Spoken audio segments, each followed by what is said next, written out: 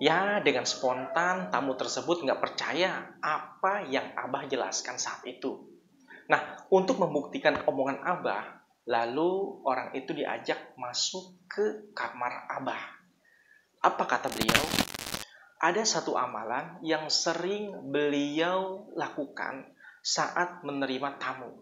Nah, biasanya nih, saat tamu-tamu menemui beliau nggak segan-segan mendoakan yang baik-baik.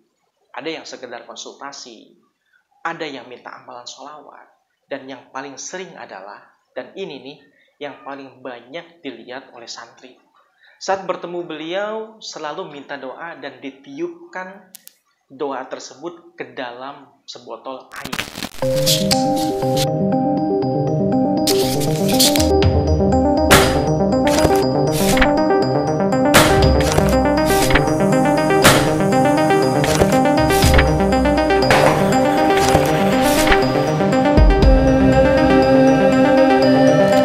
Assalamualaikum warahmatullahi wabarakatuh.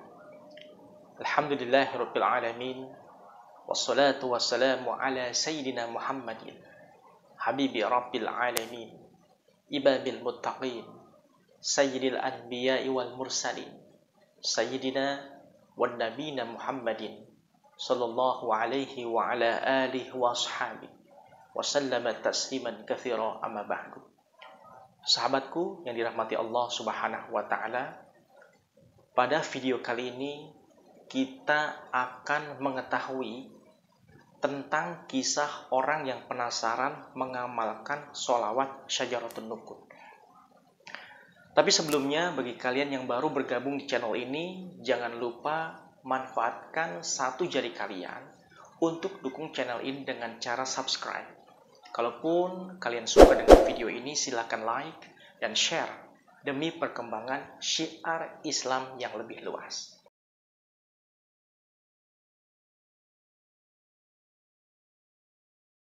Sahabatku yang dirahmati Allah Subhanahu wa taala, perlu diketahui dalam paham akidah Ahlus Sunnah wal Jamaah, kita meyakini adanya mukjizat bagi para nabi dan rasul, dan begitu pula karomah bagi para kekasih Allah, atau biasa kita sebut dengan wali Allah. Nah, pada video kali ini saya akan sedikit men-share tentang kewalian dan amalan-amalan yang pernah beliau lakukan semasa beliau masih mengajarkan santri-santrinya di Pondok Pesantren Al-Asriyah Nurul Iman, Parung Bogor. Beliau adalah Asy-Syaikh Al-Habib Segaf bin Mahdi bin Syekh Abi Bakar bin Salim. Dan perlu kalian ketahui juga bahwa sumber yang akan saya share pada video kali ini adalah bersumber saat saya masih belajar bersama beliau. Pada kesempatan saat beliau mengajar tafsir Jalalain di Masjid Toa, yaitu masjid yang terletak di komplek Pondok Pesantren Al-Asriyah Nurul Iman. Baik, yang pertama yaitu beliau pernah bercerita tentang keajaiban sholawat Syajaratun Nuqut atau yang dikenal dengan sholawat pohon uang. Sholawat ini sangat terkenal di kalangan para santri dan umumnya orang-orang yang pernah beliau ijazahkan dalam mengamalkannya. Dalam kesempatan itu beliau bercerita, suatu ketika ada seorang tamu yang mengunjungi beliau, meminta sebuah amalan. Lantas beliau mengijazahkan amalan sholawat Syajaratun Nuqut itu.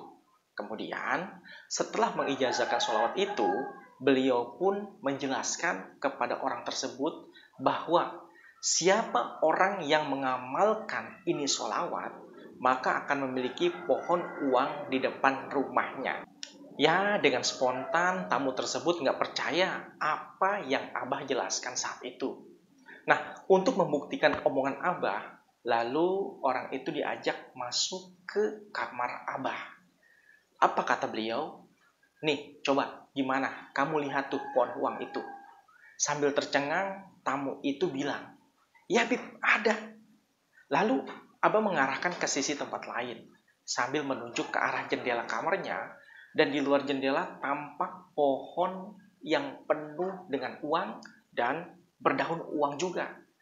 Maka terkejutlah si tamu itu, lalu minta izin untuk keluar dari kamar, ingin melihat lebih dekat lagi. Namun apa? Namun sesampainya di sana, pohon tersebut hilang. Seraya bertanya kepada Abah, "Mana pohonnya, Bib? Kok bisa hilang, Bib?" Sambil senyum-senyum, Abah menjawab, "Tadi kan kamu sudah lihat bagaimana pohon itu nampak di depan mata kamu. Kalau kamu terus-menerus memandang dengan penuh penasaran, dikhawatirkan bukan sholawatnya yang kamu tuju, bukan mahabbah atau cintanya kepada Nabi Muhammad yang kamu rindu, tapi condong uang yang kamu utamakan." Jadi sahabatku, perlu kita ketahui bahwa mengamalkan sholawat syajaratun nukut bukan berarti semata-mata tujuan utamanya untuk mendapatkan uang ya. Tapi bagaimana rasa cinta itu muncul di dalam hati kita untuk dekat dengan baginda Nabi Muhammad Shallallahu Alaihi Wasallam. Kalau cinta atau mahabbah kita sudah kuat dengan baginda Nabi Muhammad Shallallahu Alaihi Wasallam, maka mustahil Allah Subhanahu Wa Taala nggak kasih kita keutamaan dan manfaat. Pasti apa yang kita niatkan dengan keyakinan yang kuat, sholawat syajaratun nukut akan menjadi wasilah tercapainya kita punya hajat, dan dengan segera kita akan punya pohon uang di depan rumah kita.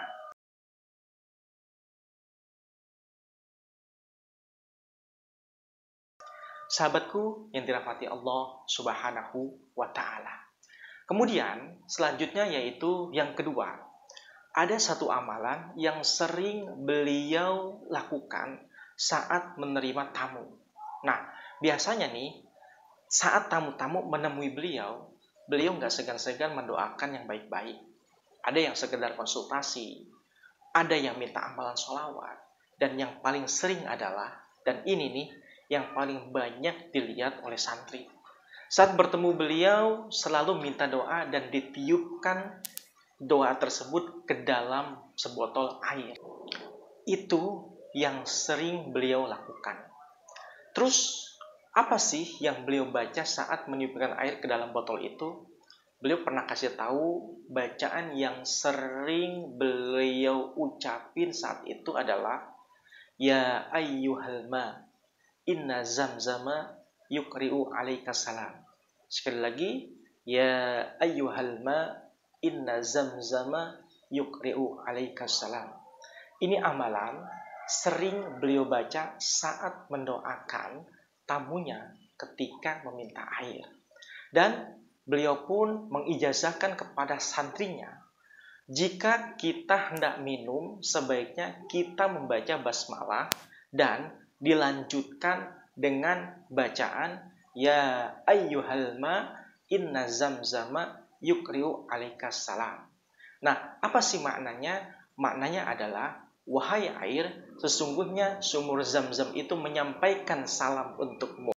Sambil ditiupkan ke airnya sebelum kita meminum, kita baca doa itu ya sahabatku.